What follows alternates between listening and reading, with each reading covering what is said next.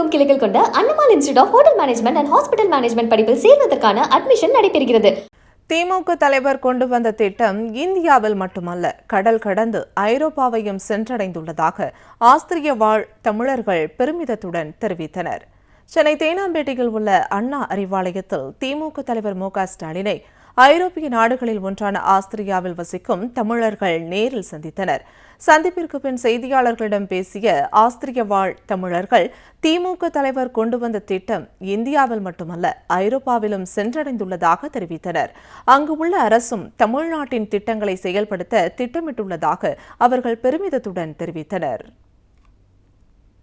தலைவரோட கடந்த 5 ஆண்டு திட்டங்கள் இந்தியாவில் மட்டும் தெரியலை, அது ஐரோப்பாவிலையும் நிறைய தெரிஞ்சிருக்குது. அவர் செயல்படுத்தின காலை உணவு திட்டம், மகளிருக்கான இலவச பயண திட்டம், அது மாதிரி நிறைய பயண திட்டங்கள் ஐரோப்பா வரையும் தெரிஞ்சிருக்குது. அந்த ஊர் அரசியல்வாதிகளும் கூட இதை பற்றி யோசிச்சுட்டு இருக்காங்க, எப்படி இதெல்லாம் அந்த ஊரில் இம்ப்ளிமெண்ட் பண்ணலாம் அப்படின்ட்டு.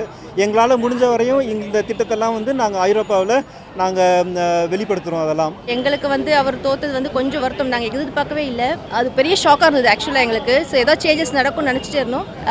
திமுக இன்னும் ரொம்ப ஸ்ட்ராங்காக திரும்பி வருவாங்கன்னு நாங்கள் எதிர்பார்த்து வெயிட் பண்ணிட்டு இருக்கோம். நெக்ஸ்ட் இது திமுக தலைவர் கொண்டு வந்த திட்டம் இந்தியாவில் மட்டுமல்ல, கடல் கடந்து ஐரோப்பாவையும் சென்றடைந்துள்ளதாக ஆஸ்திரிய வாழ் தமிழர்கள் பெருமிதத்துடன் தெரிவித்தனர்.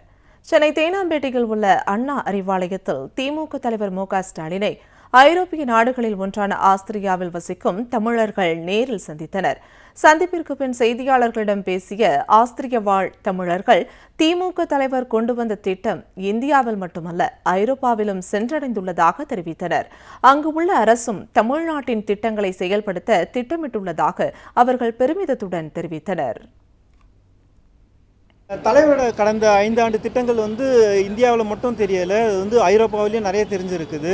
அவர் செயல்படுத்தின காலை உணவு திட்டம், மகளிருக்கான இலவச பயண திட்டம், அது மாதிரி நிறைய பயண திட்டங்கள் ஐரோப்பா வரையும் தெரிஞ்சிருக்குது.